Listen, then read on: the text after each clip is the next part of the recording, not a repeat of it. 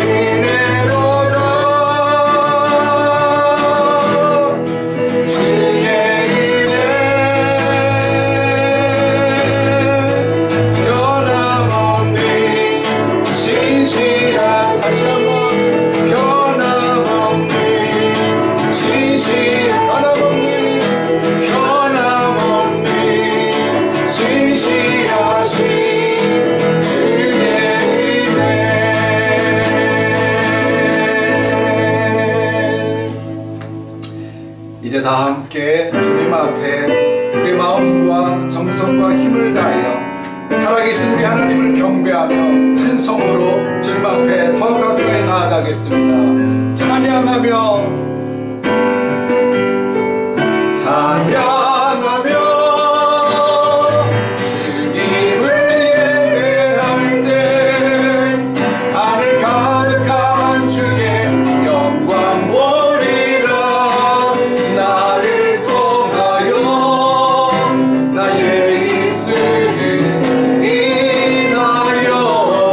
주의 이름 높여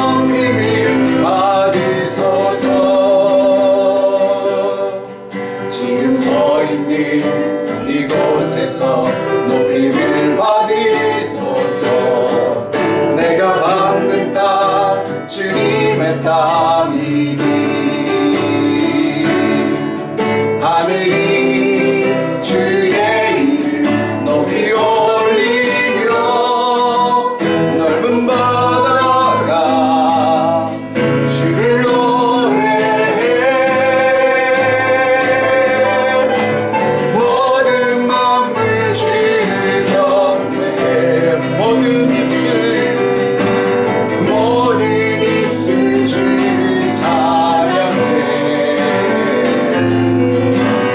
전지를 만드신 만물의 통치자 높임을 받으소서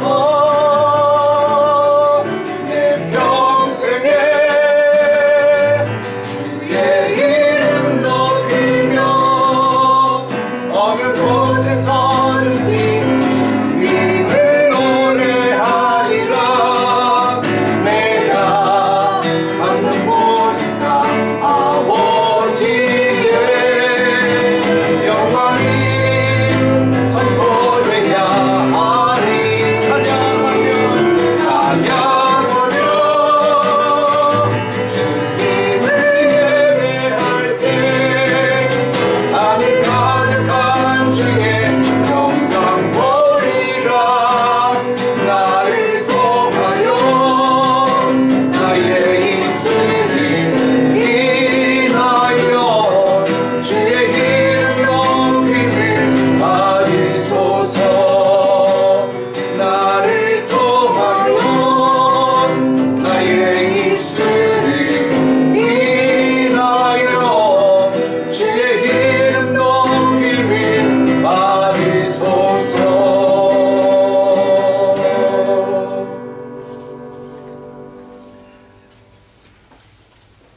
예수께서 이르시되 나는 부활이요 생명이니 나를 믿는 자는 죽어도 살겠고 무릇 살아서 나를 믿는 자는 영원히 죽지 아니하리니 이것을 내가 믿느냐.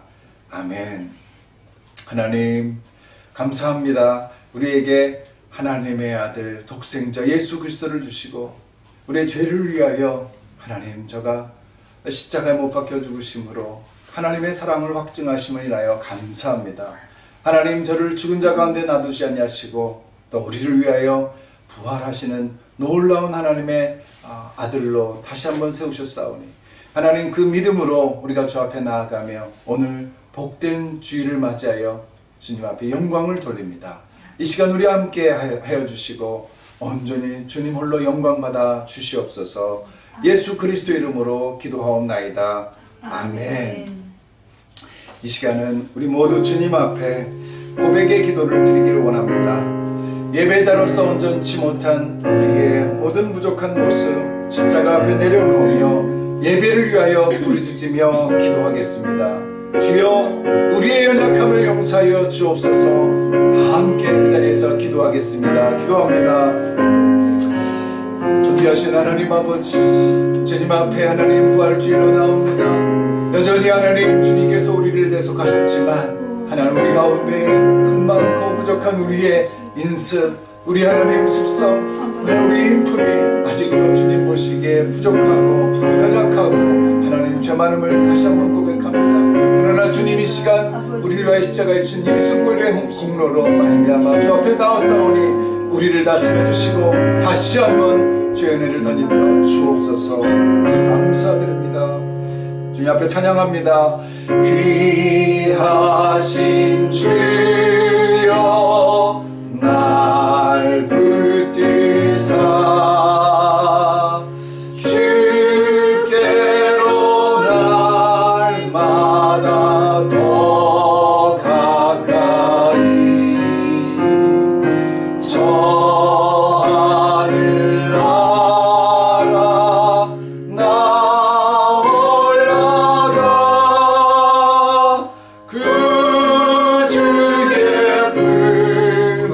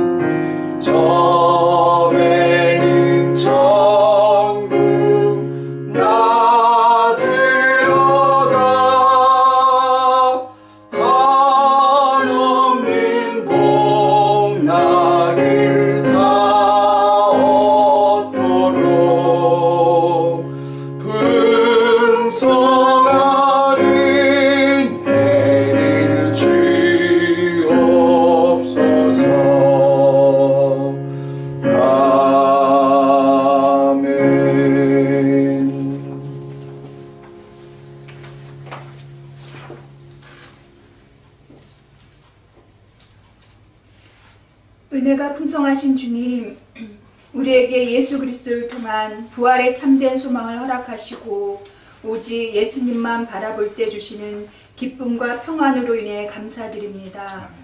예수님이 징계를 받으심으로 인해 우리는 평화를 누리고 예수님이 채찍에 맞으심으로 인해 우리는 나음받았음을 선포합니다.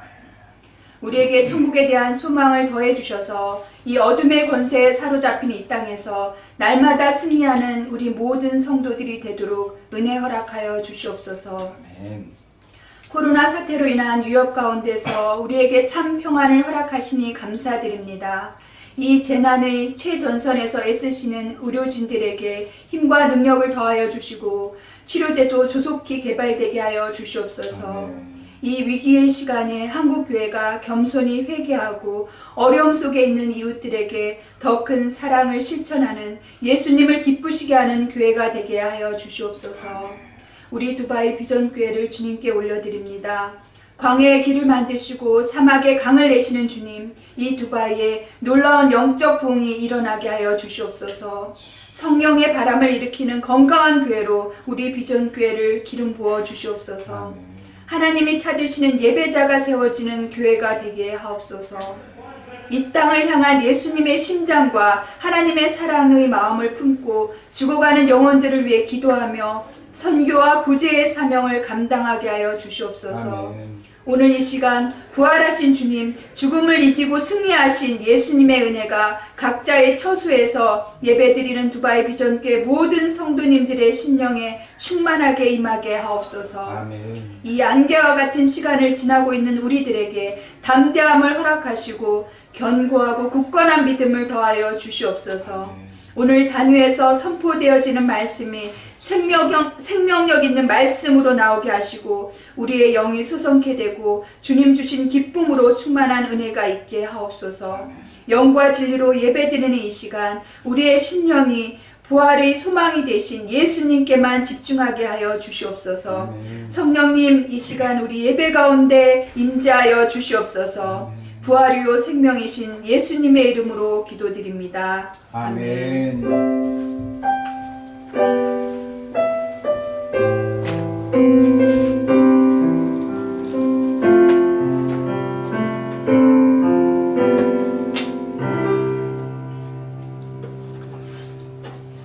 이 시간은 남아프리카 공화국에 계시는 우리 정행진 집사님, 김수정 집사님 가정에서 부활절 기념으로 특송을 준비하셨습니다. 함께 우리의 집사님의 가정의 특송을 듣겠습니다.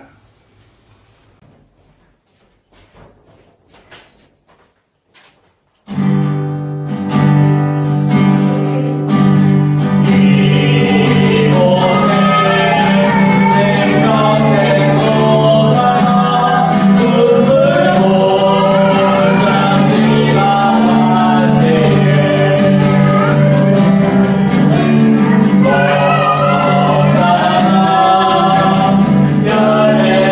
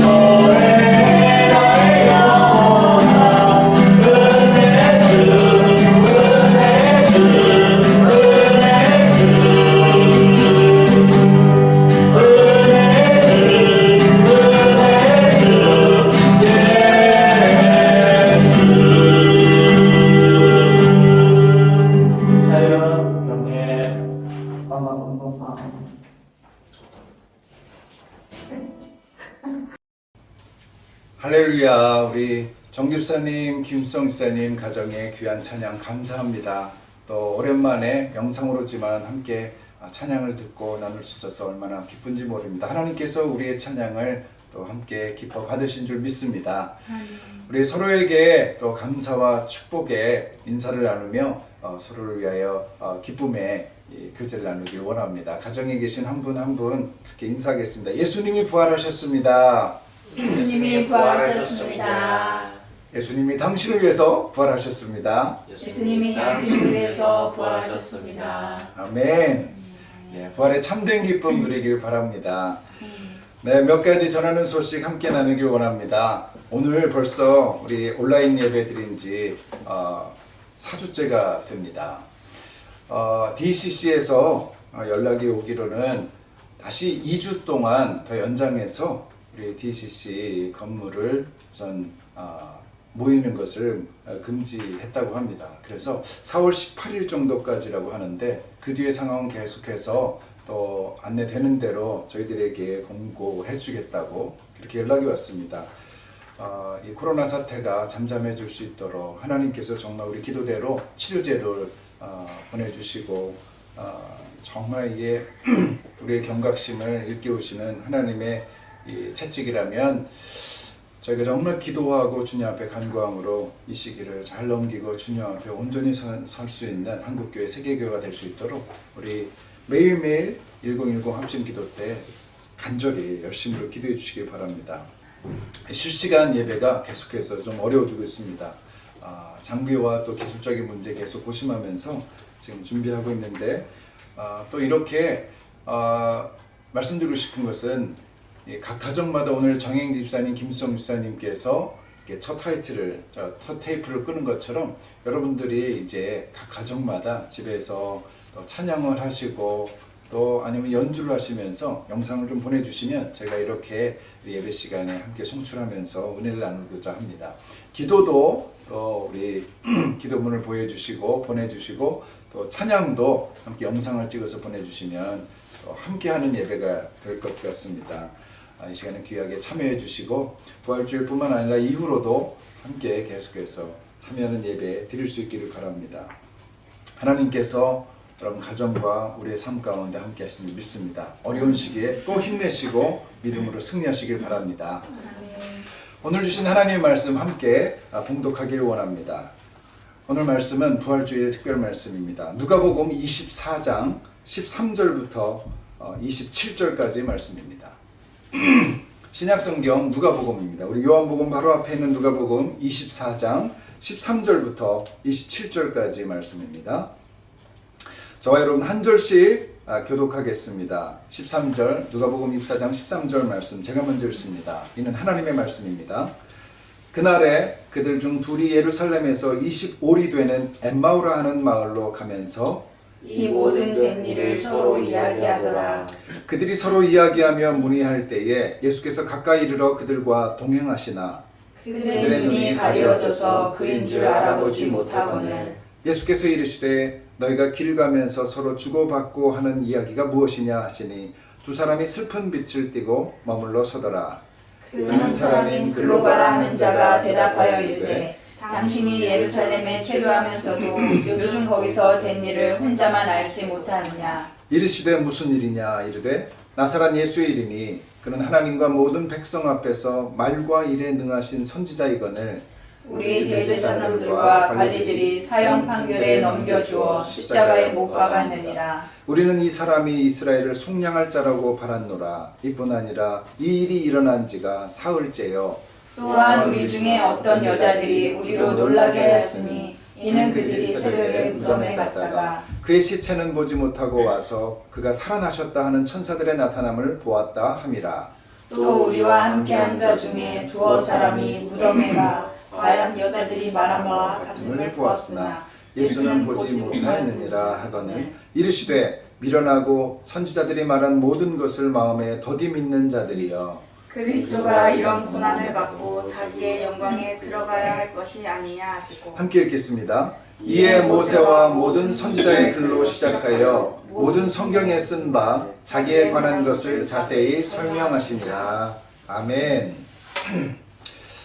올해 초 기생충이라는 영화가 아카데미상을 모두 네 가지나 휩쓸었죠. 그래서 이제 한국 영화가 세계 영화의 이 명화의 반열에 들게 되었다는 희소식이 올 초에 있었습니다.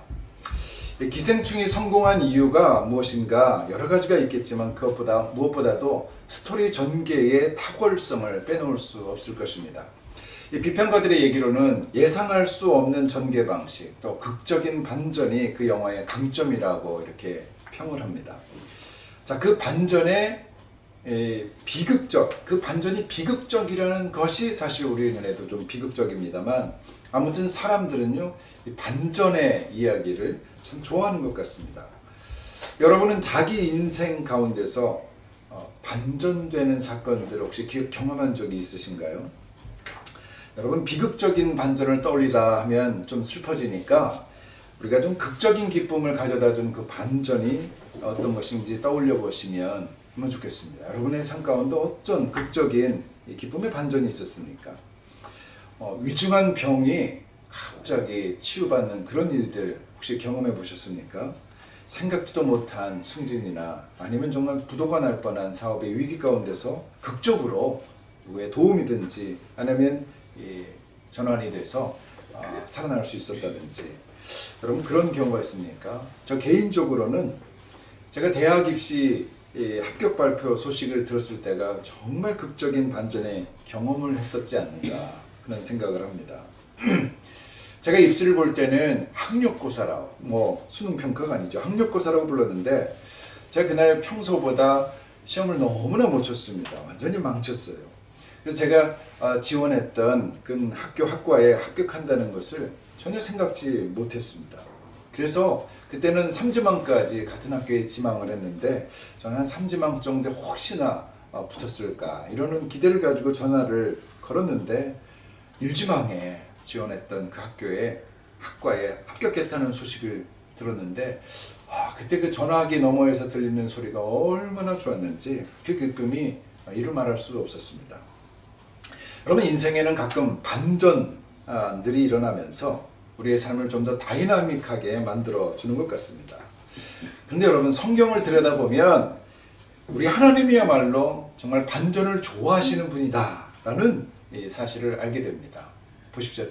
창세기 처음부터 아담이 타락했을 때 그때부터 우리 하나님은 이미 반전을 계획해 놓고 계셨습니다. 우리는 잘 알고 있지 않습니까? 그때부터 예수 사건이 시작되죠. 또 이스라엘의 출애굽 사건처럼 드라마틱한 반전이 또 어디 있겠습니까? 3500년 전에 고대 시대에서는 신과 같았던 대제국의 왕으로부터 다른 나라의 왕이 들어와서 침략한 것도 아니고 무슨 귀족 계급의 반란이 있었던 것도 아니죠. 사람 취급도 받지 못했던 노예들이 한 명의 사상자도 없이 200명이나 그 제국의 왕의 손아귀로부터 탈출했다는 그 이야기는 여러분, 인류 역사에는 전무후무한 놀라운 기록이 아닐 수 없습니다. 여러분, 그 이후로도 이스라엘의 역사는 매번 반전을 거듭하는 그런 이야기로 가득 채워져 있습니다. 그런데 그 중에서도 우리 말구 위에 오신 예수님의 그 메시아의 탄생, 반전이죠. 또 그 메시아가 십자가에서 잔혹하게 살아야 당했던 이 장면, 이 역시 엄청난 반전입니다. 정말 그야말로 반전의 반전을 이루는 반전의 극치이죠. 하지만 이 반전의 스토리는 아직 여기서 끝나지 않았습니다. 자, 오늘 본문이 전해주는 예수님의 부활 사건이야말로 이 반전의 대미를 장식한 그런 사건이었습니다. 정말 아무도 예상치 못한 반전. 여러분, 전혀 상상조차 할 수 없었던 반전. 그것이 바로 예수님의 부활 사건이었습니다. 여러분, 사탄도 전혀 이 반전을 알 수가 없었습니다. 만약 사탄이 알았더라면 예수님을 절대 죽이지 않았겠죠. 자, 그러고 보면 우리가 반전의 스토리를 좋아한다는 사실은 어쩌면 우리가 하나님의 형상을 닮았기 때문인지도 모르겠습니다. 하나님이야말로 정말 반전의 명수죠. 사실 반전이라는 말은 교회에서는 별로 사용하지 않고 역전이라는 말을 더 선호합니다. 하나님의 반전은 결국 그의 백성들에게 승리를 가져다 주기 때문입니다. 제가 예배 후에 나중에 역전들이라는 찬양을 여러분들에게 또 공유하길 원합니다. 자주 들어보십시오. 하나님 우리 상황을 역전시킵니다. 특별히 이 코로나로 어려운 이 시기에 다들 힘들지만 우리의 삶이 주님의 놀라운 반전의 역전의 드라마를 쓰게 하실 줄 믿습니다. 자, 그렇다면 하나님이 창세기부터 계획하셨던 반전과 역전의 이 부활 사건은 기독교에서 가장 중요한 사건이고 또 가장 가치 있는 사건이라고 우리는 볼 수가 있습니다. 여러분, 기독교와 유대교의 차이가 바로 이 부활의 유무라는 것 아십니까? 또 이슬람교 역시 부활을 완강하게 거부합니다. 왜냐하면 부활은 예수님이 하나님의 아들, 바로 하나님 자신이라는 사실을 증명하는 사건이기 때문에 그렇습니다. 자, 그러므로 반대로 부활이 없는 기독교, 또 부활을 강조하지 않는 기독교는 진짜 기독교가 아닙니다. 바울은 고린도전서에서 이 사실을 분명하게 강조했습니다. 여러분 성경책 한번 펴보십시오. 고린도전서 15장 말씀입니다. 고린도전서 15장 17에서 19절을 찾아서 함께 읽어보겠습니다. 고린도전서 15장 17에서 19절 말씀입니다. 같이 읽겠습니다. 시작. 그리스도께서 다시 살아나신 일이 없으면 너희의 믿음도 헛되고 너희가 여전히 죄 가운데 있을 것이요 또한 그리스도 안에서 잠자는 자도 망하였으리니 만일 그리스도 안에서 우리가 바라는 것이 다만 이 세상의 삶뿐이면 모든 사람 가운데 우리가 더욱 불쌍한 자이리라. 아멘. 무슨 말이죠? 자, 우리 믿음의 근거는 부활이다. 또 우리 소망의 지향점은 부활 이후에 펼쳐진 놀라운 삶이다 라는 것입니다. 그러니까 부활이 없다면 우리 삶의 반전이나 역전은 없는 것입니다. 그저 쓸데없이 고생만 하다가 허망하게 사라지는 불쌍한 인생이다. 우리야말로 정말 불쌍한 인생일 뿐이다 라는 것이죠. 그러므로 기독교의 능력은 부활에서 나온다는 것입니다. 부활을 믿는 사람이 십자가를 질 수도 있는 능력을 가지게 된다는 것이죠. 아멘. 그런데 오늘 본문에 등장하는 이 두 제자들, 글레오라고 하는 이 사람과 글로바라는 이 사람과 또 한 명의 이 제자는 예수님께서 부활하신 그날 분명히 부활 소식을 전해 들었음에도 불구하고 이 부활의 능력을 그가 전혀 누리지를 못합니다. 오히려 불안에 떨면서 예루살렘을 급히 떠나고 맙니다. 자, 부활은 그들에게 아무 의미가 없었고 어떤 능력도 되지 못했죠? 우리 13절부터 16절까지의 말씀을 다시 한번 읽기를 원합니다. 13절부터 16절까지 오늘 본문 말씀입니다. 읽겠습니다. 시작. 그날에 그들 중 둘이 예루살렘에서 25리 되는 엠마오라 하는 마을로 가면서 이 모든 된 일을 서로 이야기하더라. 그들이 서로 이야기하며 문의할 때에 예수께서 가까이 이르러 그들과 동행하시나 그들의 눈이 가려져서 그인 줄 알아보지 못하거늘. 자, 본문은 그날에 하고 우리 시작하죠. 여기서 그날이란 누가복음 24장 바로 1절에서 언급한 안식 후 첫날, 곧 예수님이 부활하신 바로 그날을 말합니다. 그런데 부활절 바로 그날에 그들은 오히려 부활신앙에서 멀어지고 있습니다. 심지어 부활하신 예수님이 옆에서 동행하시는데도 전혀 그분을 알아보지 못합니다. 그리고 하는 말이 서로 이야기를 주고받는데 이야기가 뭡니까? 이야기하면 문의했다라는 거예요. 서로 예수님이 부활하셨다고 하는데 그게 진짜야 아니냐? 이런 얘기를 하고 갔다는 것이죠. 그러면서 예수님이 옆에 붙게 되시죠. 예수님이 옆에서 부활하시는데도 또 그것도 한참을 동행하시면서 그들과 이야기를 이렇게 나누는데도 예수님을 몰라보았다는 것이죠. 혹시 생각해 볼 수 있습니다. 예수님이 변형되셨을 때 너무나 아름답게 멋있게 변하셔서 그러신 것인가 이렇게 생각할 수도 있겠죠. 왜냐하면 우리는 흔히 자신도 나중에 죽었다가 부활하게 되면 가장 아름다운 모습으로 그렇게 몰라볼 정도로 변형될 것이 아닌가 이런 기대를 우리 하지 않습니까? 아마 그래서 예수님도 그렇게 몰라볼 정도로 변하셨다 이렇게 우리가 가정하고 이 복음서의 내용을 그냥 대충 넘어가기 쉽습니다. 그런데 만약에 정말 예수님이 몰라볼 정도로 변하셨다, 변형되셨다 그러면 복음서에서 그 모습에 대해서 분명히 자세하게 기록해 놓았을 거예요. 하지만 사복음서를 다 살펴봐도 예수님이 어떻게 변화됐는지 여기에 대한 이 묘사가 하나도 나와 있지 않습니다. 그저 그분이 육신을 입었지만 벽을 통과하기도 하고 갑자기 사라지는 그런 기록은 해놨지만 그 모습이 우리가 못 알아볼 정도로 달라졌다, 그렇게 기록되지는 않죠. 제가 생각해보면 아마 십자가 처형을 당하시면서 너무 고생하셔서 살이 좀 많이 빠져져서 그래서 못 알아봤을 수 있지 않을까, 그런 생각은 좀 해봅니다. 자, 하지만 성경은 16절에서 예수님을 알아보지 못한 그들이 예수님을 못 알아본 그 이유를 16절에서 어떻게 말합니까? 그들의 눈이 가려져서 못 알아봤다, 이렇게 증거하고 있습니다. 여러분, 눈이 가려졌다는 거죠. 여러분, 가려졌다는 표현은 본래 뭐냐면 무언가에 사로잡히다라는 뜻을 가지고 있다는 것입니다. 다시 말해서 이 눈이, 그들의 눈이 어떤 것에 사로잡혀 있었다, 그래서 진실을 제대로 알아볼 수가 없었다라는 얘기입니다. 여러분, 우리는 이런 경우를 자주 경험하죠. 우리의 눈은요, 무의식적으로 선택적인 선별을 하게 되어 있습니다. 이 사진기를 보면 지금 핸드폰도 이렇게 나와 있는데 아웃포커싱 기능이 있습니다. 뭐죠? 초점이 맞춰진 곳 외에 이 대상은 뿌옇게 흐리게 이렇게 바뀌는 기능이죠. 근데 여러분, 우리 눈은요, 한번 지금 멀리 바를 수 있으면 여기 봤다 멀리 한번 보십시오. 저절로 이 눈 조리개가 여러분 가까이 볼 때는 멀리 있는 것이 흐려지고 멀리 있는 것을 보면 가까이 있는 것에 흐려지게 보입니다. 우리는 한 곳에 집중하면서 그것을 눈여겨보게 되죠. 우리 눈이 이 아웃포커싱 기능이 무의식적으로, 아주 자동적으로 일어난다는 거예요. 왜냐하면 보이는 모든 정보를 흡수하면요, 이 뇌가 그것을 감당하기에 과부하가 되거든요. 그래서 우리는 하나님께서 신기하게 만드셨습니다. 선별적으로 선택해서 집중하게 보게 하는 것이죠. 자, 보십시오. 그렇다면 그때는 눈이 보는 것이 아니라 뇌가 보는 것입니다. 이 머리가 보는 거예요. 제가 자주 말씀드렸습니다만 제가 대학 다니면서도 당구장을 다니기 전까지는 주변에 당구장이 그렇게 많은 줄 몰랐습니다. 당구장 표시가 그렇게 많은데도 전혀 보이지 않았거든요. 당구장이 커피숍보다 많았다는 그 사실을 나중에 알고 정말 그것은 제가 놀랐습니다. 상상하지도 못했습니다.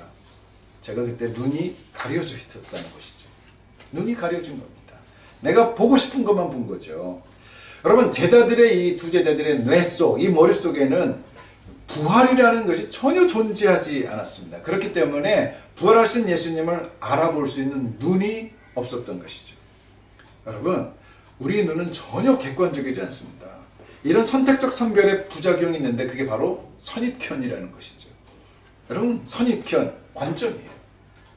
내가 먼저 들어가 있는, 내 눈 속에, 내 의식 속에 먼저 들어가 있는 관점이에요. 그러니까 우리 생각이 무엇에 사로잡혀 있는가에 따라서 우리의 눈은 그것만을 보게 되어 있습니다. 여러분, 사람을 대상으로 이 선입견이 생기면 그 결과가 정말 무섭죠. 그의 자신의 인생까지 바꾸게 될 수도 있습니다. 그렇잖아요. 대부분 연애할 때 어떤 선입견, 콩깍지라는 이름의 선입견에 우리가 사로잡힙니다. 그러면 그 결과가 뭡니까? 결혼하게 되는 거죠. 나중에 그 콩깍지가 벗겨지고 나서야 속았다는 것을 알게 되지 않습니까? 자, 또 어떤 사람에게 나쁜 선입견이 생겼다 하면 여러분, 그 대상이 아무리 멋있게 꾸미고 아름다운 치장을 한다 할지라도 전혀 예뻐 보이지 않습니다. 오히려 그 모습이 더 꼴불견이 됩니다. 꼴불견, 여러분, 그것도 견해입니다. 관점이에요. 자, 그러므로 여러분, 자신의 눈을 너무 믿지 마시길 바랍니다. 내가 보는 것이 정말 그 사실이라고 여러분 그렇게 착각하는 경우 너무 많습니다. 그러면 여러분의 생각도 지나치게 신뢰하지 마시기 바랍니다. 보십시오. 선악과를 먹음으로 밝아진 눈은 결코 우리를 선한 길로 인도하지 않습니다. 그러니까 엠마오로 가던 제자들의 눈은 부활이란 불가능하다, 있을 수 없다라는 이 선입견에 사로잡혀 있었다는 것입니다. 그 결과 자신의 선생님이신 메시아로 추앙받았던, 자신이 그렇게 모셨던 예수님도 전혀 못 알아봤습니다. 몇 시간을 같이 걸어도 그분은 메시아인 줄, 예수 그리스도인 줄 전혀 몰랐습니다.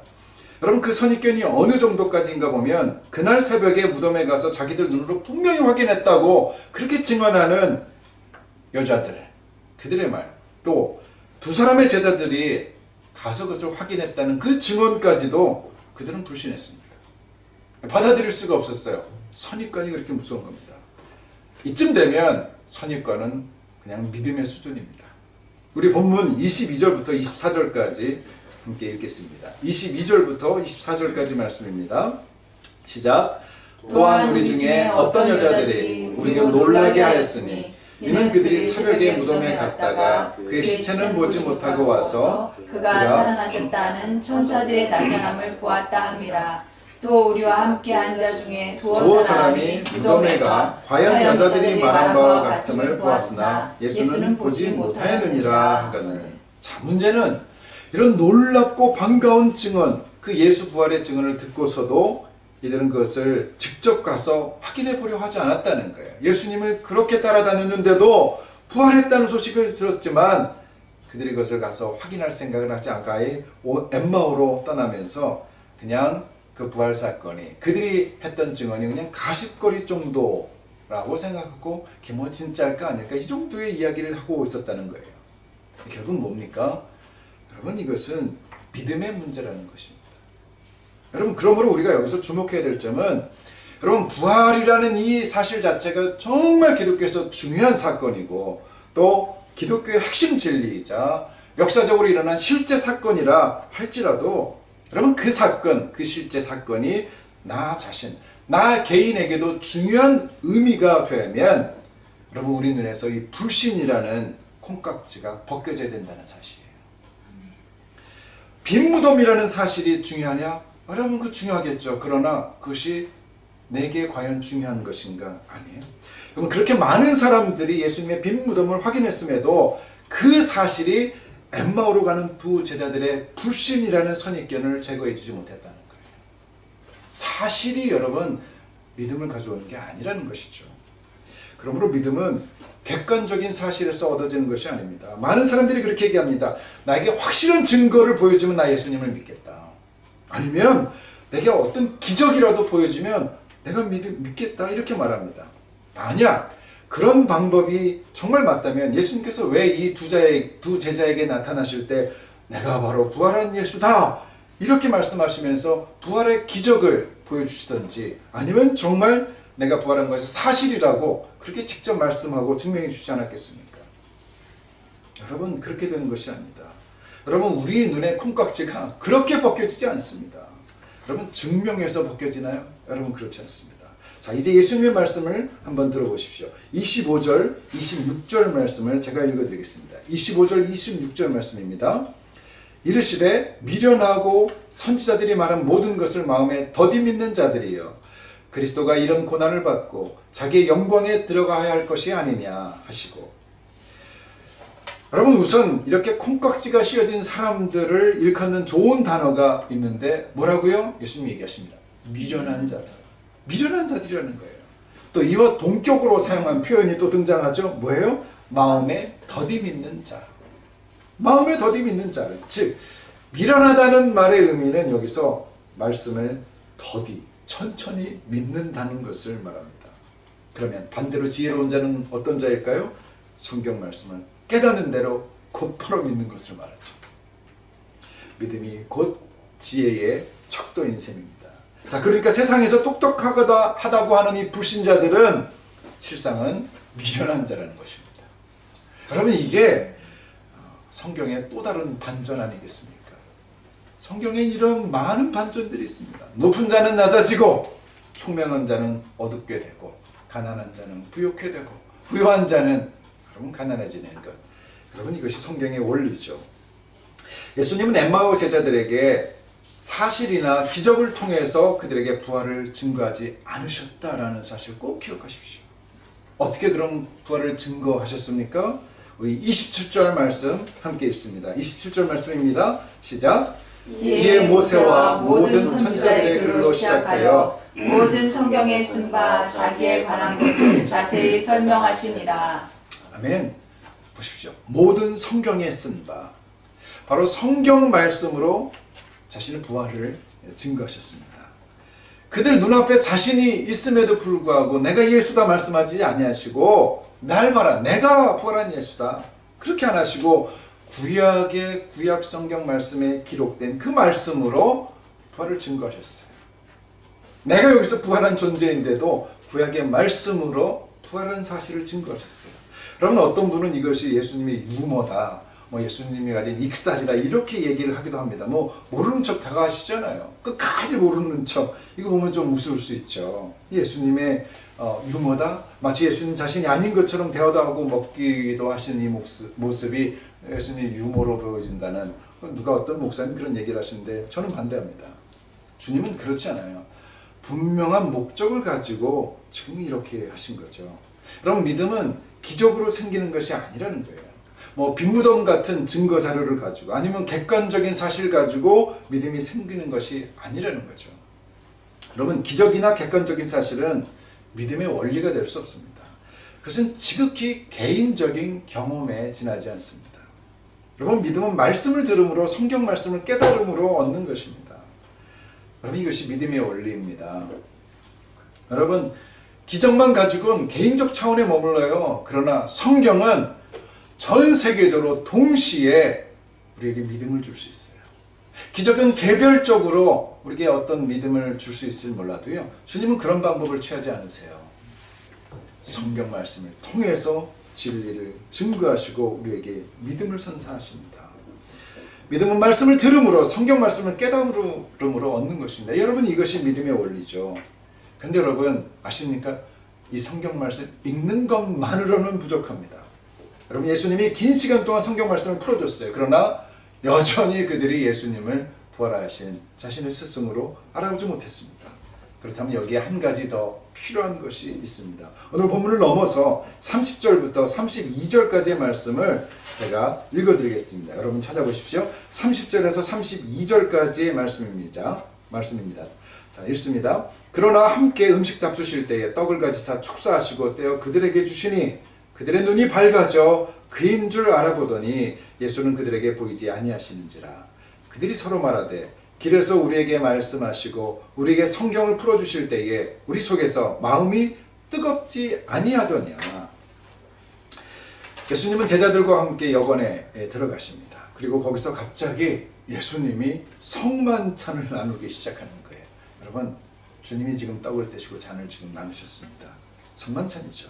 그러자 31절 말씀대로 그들의 눈이 밝아졌다. 자, 드디어 예수님을 알아보게 됩니다. 그들 눈에 쓰여진 콩깍지, 불신의 선입견이 지금 벗겨진 거예요. 그러자 그들이 이렇게 고백합니다. 그분이 우리에게 말씀하실 때, 우리에게 성경을 풀어주실 때 우리 속에서 마음이 뜨거워지지 않더냐. 자, 마음이 뜨거워지는 일 뭐죠? 성령이 역사하신 일이죠. 성령이 역사하십니다. 그때서야 제자들이 부활하신 예수님을 알아보게 됩니다. 여러분 보십시오. 아담이 선악과를 먹으면서 눈이 밝아졌지만 사실 그게 눈이 밝아진 겁니까? 눈에 콩깍지가 써진 겁니다. 그 어두움에 밝아진 그 눈이 이제 예수님께서 다시 오셔서 성만찬을 하심으로 그것을 얻어먹고 다시 한번 영적인 눈이 떠지게 됩니다. 놀랍지 않습니까? 여러분, 믿음이 어떻게 생기냐고요? 주님께서 우리에게 베푸시는 것입니다. 말씀을 읽을 때 주님이 자신의 몸을 떼어주는 성만찬을 통해서 성령이 임하시면 여러분, 우리의 믿음이 생깁니다. 여러분, 내가 믿습니다 생기는 것이 아니라 주님의 떡을 떼어주시고 주님의 은혜, 주님의 주도에서 우리에게 말씀을 들려주시고 성령 충만하게 될 때 우리에게 믿음이 생긴다는 것이죠. 사랑하는 성도 여러분, 믿음은 사실을 확인한다고 생기는 것이 아니죠. 기적을 경험한다고 얻게 되는 것이 아니죠. 그럼 믿음이 얼마나 생명이 짧아지는지를 하나님께서는 출애굽기의 엄청난 기적에서부터 예수님의 빈무덤까지 줄곧 증명해 주셨습니다. 여러분, 믿음은 성경에 기초하는 것입니다. 그리고 성령의 조명하심으로 말씀을 읽을 때 우리의 믿음이 자라고 굳건해집니다. 우리 25절에서 주님이 그들을 책망하시는 소리를 다시 한번 들어보십시오. 그들이 예수님을 알아보지 못한 것을 책망한 것이 아닙니다. 선지자들을 통해 하신 말씀을 더디 믿는 것을 책망하셨죠. 자, 빈무덤에서 근심하는 여인들에게 하신 말씀도 한번 확인해 볼까요? 누가복음 24장 그러면 4절 앞입니다. 4절에서 8절까지의 말씀입니다. 4절에서 8절까지의 말씀 제가 읽어드리겠습니다. 이로 인하여 근심할 때에 문득 찬란한 옷을 입은 두 사람이 곁에 섰는지라 여자들이 두려워 얼굴을 땅에 대니 두 사람이 이르되 어찌하여 살아있는 자를 죽은 자 가운데서 찾느냐 여기 계시지 않고 살아나셨느니라 갈릴리에 계실 때에 너희에게 어떻게 말씀하셨는지를 기억하라 이르시기를 인자가 죄인의 손에 넘겨져 십자가에 못 박히고 제3일에 다시 살아나야 하리라 하셨느니라 한데 그들이 예수의 말씀을 기억하고 여인들이 빈 무덤을 보고 근심합니다. 두려워합니다. 그러자 천사들이 뭐라고 그들에게 권면하죠? 전에 예수님께서 말씀하셨던 것을 기억해보라라는 것이죠. 뭐라고요? 전에 말씀하셨던 것을 기억해야 된다는 것입니다. 여러분 기억한다는 사실이 얼마나 중요합니까? 어떤 말씀하셨는데요? 인자가 죄인의 손에 넘겨져 십자가에 못 박히고 제3일에 다시 살아나야 하리라 말씀하셨다는 거예요. 오늘 26절에 그리스도가 이런 고난을 받고 자기 영광에 들어가야 할 것이 아니냐 선지자들이 이런 얘기를 계속했다는 거예요. 여러분 이미 하신 말씀을 주님께서 상기시켜 주십니다. 그러자 여인들이 8절에서 뭐라고요? 그들이 예수님의 말씀을 기억하고 그리고 돌아가서 예수님의 부활 사건을 증거하고 있습니다. 중요한 게 무엇이죠? 말씀을 기억하는 것입니다. 여러분 말씀을 기억하려면 그 전에 뭐가 먼저 있어야 되죠? 말씀을 읽어야 됩니다. 그래야 기억할 것이 나중에 남아있겠죠? 예수님이 사탄을 어떻게 그 사탄의 시험을 물리쳤습니까? 전에 읽으셨던 하나님의 말씀을 가지고 그것을 기억하여 사단에게 선포하셨습니다. 여러분 믿음이 어떻게 생깁니까? 말씀을 읽을 때 생깁니다. 자, 매일매일 읽고 들려진 그 말씀에서 믿음이 생기는 것입니다. 어떤 증명된 사실도 아니고 어떤 신비한 기적도 아니고 말씀이 믿음을 창조합니다. 아멘. 여러분 그러므로 말씀을 많이 섭취하십시오. 여러분 요즘 코로나 사태로 이렇게 모일 수 없는 시기에 주님께서 우리에게 공동체 성경 읽기라는 놀라운 프로그램을 허락하셨는 것 얼마나 감사한 일인지 모릅니다. 모여서 함께 읽고 나눌 수 있다면 더 좋겠지요. 여러분 나중에 우리가 함께 모일 수 있을 때 직장에서든지 어디든지 한번 공동체 성경 읽기 한번 해보십시오. 우리가 나중을 기대하고 무엇보다도 지금 우리가 공동체 성경 읽기와 더불어서 큐티하십시오. 큐티하면서 그 말씀을 깊이 음미하십시오. 그것이 우리의 모든 잘못된 불신의 선입견, 그 잘못된 콩깍지를 벗어버리게 만들어줄 것입니다. 자, 그리고 이런 성경의 계시와 더불어 한 가지 더 중요한 믿음의 원리가 뭐예요? 내가 그 믿음을 발견하고 얻어내는 것이 아니라 성령님이 그 성경을 조명해 주심으로 우리의 믿음을 자라게 하신다는 것이죠. 성경을 깨닫게 하시는 그 일이야말로 성경의 주된 사역, 성령님의 주된 사역입니다. 기적을 일으키고 뭐 방언을 말하게 하고 병든 자를 낫게 하는 것, 여러분 이것은요 성령의 부업입니다. 여러분 그분의 주된 사역은 무엇이죠? 하나님의 말씀을 우리에게 조명해 주시는 그 일입니다. 성령 충만은 뭐죠? 하나님의 말씀이 믿어지고 그 말씀대로 살게 만들고 그래서 하나님께 주신 그 말씀을 기억하는 것. 그러므로 여러분 성령의 조명을 우리가 간구할 것입니다. 그러면 성령께서 우리에게 당신의 말씀을 기억나게 하실 것입니다. 자, 지금 코로나 사태로 전 세계가 공황 상태에 빠졌습니다. 질병도 문제지만 앞으로 일어날 경제가 더 걱정이라고 지금 아우성치고 있습니다. 이런 것 같아요. 마치 메시아로 믿었던 예수님이 갑자기 돌아가셨던 것처럼 우리는 지금 이 자본주의라는 정점에서 발전하고 있는 상황에서 갑자기 우리가 패닉 상태로 떨어져 버린 것 같은 여러분 그런 상황인 것 같습니다. 하지만 여러분 주님은 부활하셨습니다. 우리에게는 부활하신 예수 그리스도가 계십니다. 여러분 그분이 지금 우리와 동행하고 계신다는 사실이에요. 여러분 이 눈을 떠야 된다는 거예요. 어떻게요? 성경을 읽고 기도하십시오. 우리는 실망하고 낙담해하는 엠마의 두 제자에게 나타나신 예수님에 대한 우리들의 불신과 잘못된 선입견, 여러분 그것을 벗어나야 돼요. 여러분 코로나 때문에 우리가 두려움에 떨 것이 아닙니다. 여러분 초대교회 때 로마의 어가 핍박이었어도 그들은 두려워하지 않았어요. 왜요? 부활하신 예수 그리스도를 믿었으니까. 그분이 동행하신다는 사실을 신뢰했으니까. 부활은 엄청난 능력입니다. 한 가지 우리 재밌는 예화를 하나 전하고 말씀을 마무리 지으려고 합니다. 오래전 영국의 한 신문에 30년 걱정하다 죽은 사람이라는 재미있는 제목의 기사가 났다고 합니다. 어느 테니스 선수의 어머니가 치과에서 이를 치료받다가 갑자기 심장마비를 일으켜서 죽고 말았다는 거예요. 그래서 이 아들 테니스 선수는 극심한 충격을 받았습니다.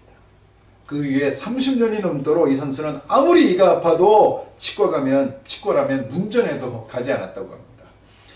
왜냐하면 치과에 가면 꼭 죽을 것만 같은 그런 강박관념에 매달려 살게 된 것이죠. 자, 테니스 선수라면 어떻습니까? 평균적으로 건강한 축에 속하지 않습니까? 이치를 정도로 죽을 일이 없습니다. 그러나 그의 마음은 이미 심각한 절망감에 묶여 있었습니다. 그래서 30년이나 치과를 피하던 그가 어느 날은 정말 치과에 가지 않고는 죽을 것만 같은 그런 극심한 치통으로 고통받았을 때 어쩔 수 없이 치과에 갔습니다. 그리고 치료를 받다가 결국 그도 심장마비로 죽고 말았다는 거예요. 여러분, 믿음은 정말 무섭습니다. 아세요? 불신도 역시 믿음이라는 사실이에요. 여러분, 부활이 없다고 믿는 것 정말 대단한 믿음입니다. 영원히 지옥에 갈 수 있는 이 불신을 어떻게 그렇게 확신할 수 있을까요? 여러분, 그 믿음입니다. 제자들이 예수님의 부활을 믿었다고 그들의 환경이 나아진 건 전혀 없었습니다. 여전히 로마 제국의 압제 속에서 고통을 당해야 됐고, 또 오히려 그 믿음 때문에 더 큰 핍박을 경험해야 했습니다. 가난한 자들은 항상 그들 곁에 있었고 당시에도 각종 질병이 들끓었습니다. 하지만 그들은 이제 전과 달라졌습니다. 왜요? 부활을 믿게 되었기 때문입니다. 죽어도 살 수 있는 부활 신앙이 그들의 믿음 속에 굳게 자리 잡혔죠. 여러분, 오늘 부활주일입니다. 부활주일만큼 축복된 날이 없습니다. 우리에게 영원한 생명을 증명해 준 날입니다. 우리가 비록 지금 자유롭게 다닐 수 없고 예전만큼 풍요롭게 살 수 없게 되어진다 할지라도 제가 보기에는 오히려 제가 여러 번 우리 1020 합심기도 때 드렸던 이 기도 내용처럼 오히려 이 사실이 우리에게 더 큰 은혜가 된다고 여길 수 있겠지 않습니까? 왜요? 그것은 오직 부활신앙을 가진 사람만이 알 수 있는 축복입니다. 바쁜 일상을 내려놓고 우리는 주님과 더 가까운 시간을 보낼 수 있는 이 기회로 여러분 이 어려운 시간들을 잘 극복해 나가시길 바랍니다.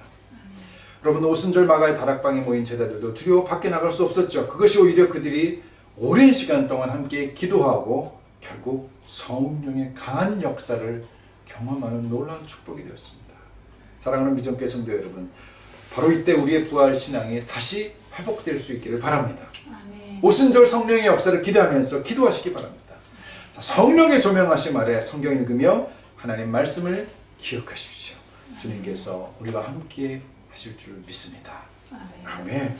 우리 이 찬양 내 눈 주의 영광을 보내 이 찬양으로 우리의 신앙을 고백하길 원합니다. 내 눈 주의 영광을 보내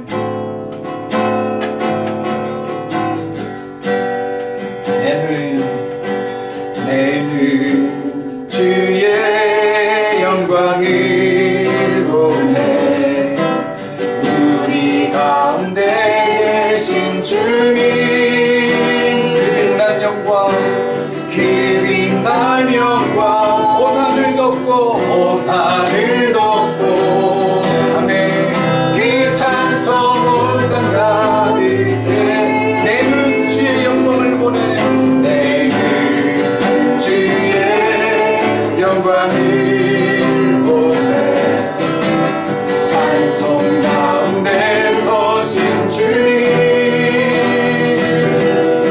주님의 얼굴을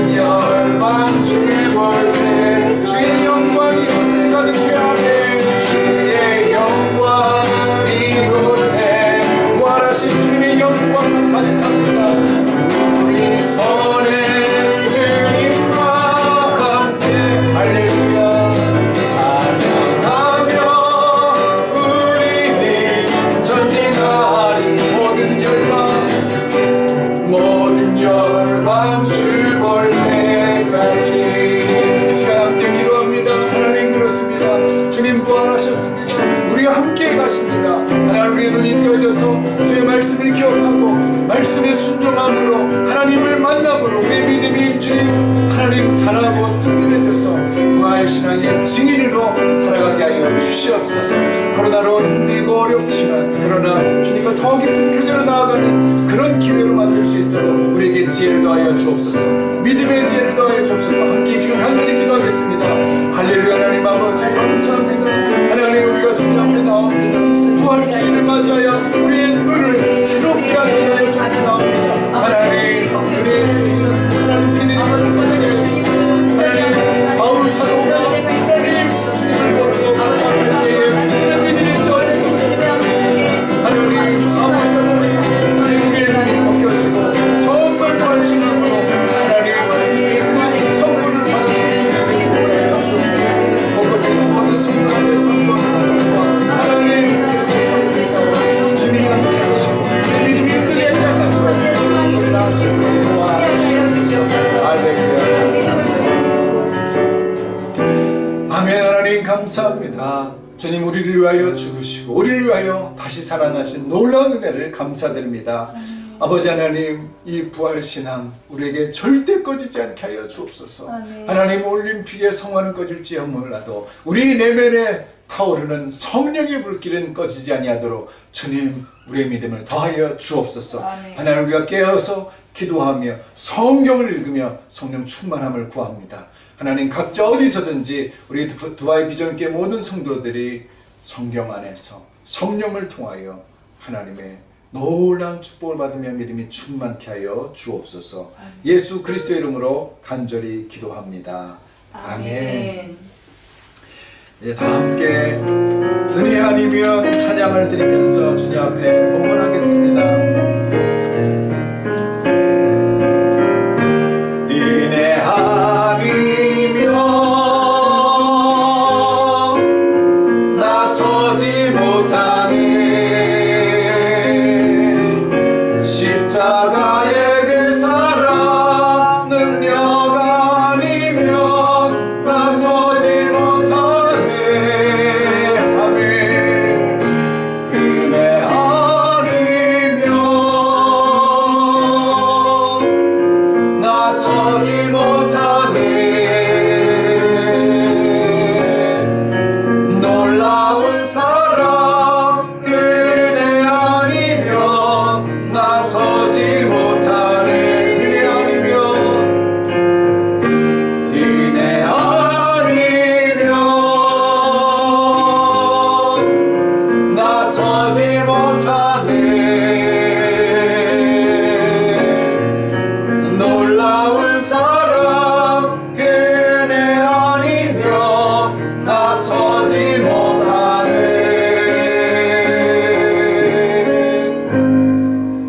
하나님 감사합니다. 늘 우리에게 주신 것은 사랑이요 기쁨이요 놀라운 믿음의 축복 선물 주님의 은혜입니다. 이 은혜를 아는 사람들 주님 앞에 감사함으로 예배드리며 나왔습니다. 이 은혜에 감격하여 주님 앞에 우리의 물질도 정성스럽게 바칩니다. 하나님 그 손길마다 기억하여 주시고 하나님 우리의 손이 부끄럽지 아니하도록 더 많은 것으로 채워주시옵시며 하나님 우리 두바이 비전교회 모든 성도들이 어디 있든지 간에 하나님의 오른손에 붙드심으로 말미암아 영으로나 육으로나 관계하는 것이나 늘 풍족할 수 있도록 주의 손이 은혜를 더하여 주시옵소서. 주님 앞에 바쳐진 헌물마다 하나님의 일에 분명히 쓰여주시도록 주님의 나라 확장되는 일에 쓰여주시도록 하나님 기름 부어주시고 수많은 사람들이 함께 몰려와 주님이 주시는 하나님 놀라운 축복을 나누며 더 큰 것으로 베풀 수 있는 두바이 비전교회가 되게 하여 주옵소서.